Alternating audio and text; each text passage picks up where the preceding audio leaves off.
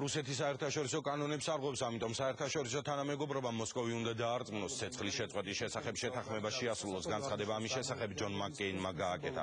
გავლენიანმა სენატორმა ტელეკომპანია რუსთავიორს ექსკლუზიური ინტერვიუ მისცა. ჯონ მაკკეინმა შეკითხვებს ვრცელი პასუხები გასცა და კიდევ ერთხელ გაამახვილა ყურადღება საქართველოსთვის თავდაცვითი იარაღის შესყიდვის აუცილებლობაზე.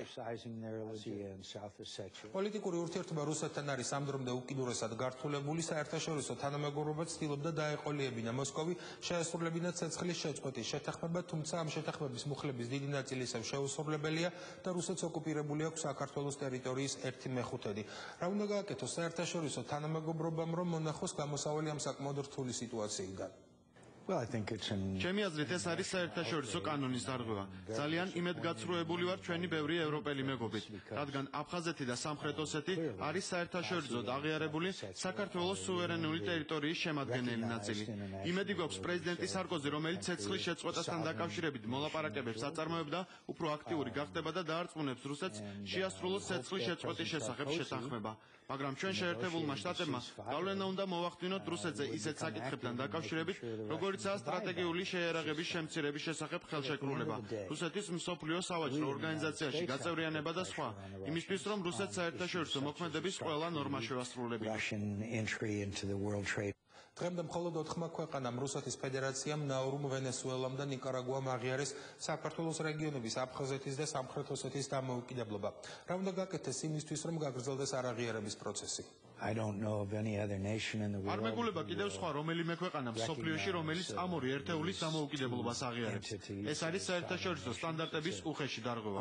შეერთებული შტატების ადმინისტრაცია რუსეთთან ურთიერთობის გადატვირთვას აგრძელებს, მაგრამ ახლა გვაქვს შემთხვევა, როდესაც ბატონი მაგნიცკი ციხეში გაურკვეველ ვითარებაში გარდაიცვალა.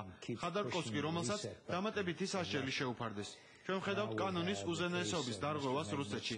ადრე თუ გვიან საჭიროა რუსეთმა პასუხისმგებლობა აიღოს.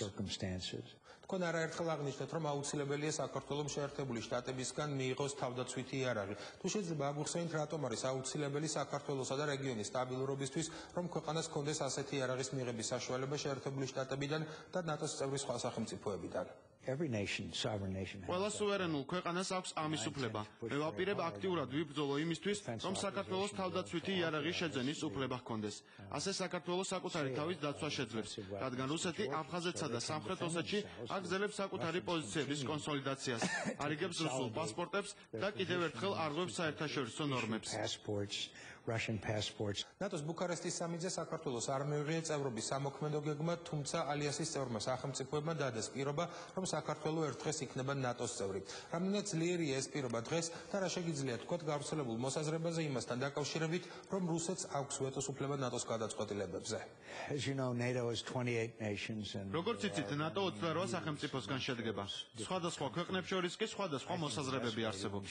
ჩემი აზრით, საქართველოს უსაფრთხოების ხანგრძლივი გარანტიისთვის საუკეთესო საშუალება მისი თავდაცვითი შეიარაღებითი უზრუნველყოფა და ნატოში მიღებაა.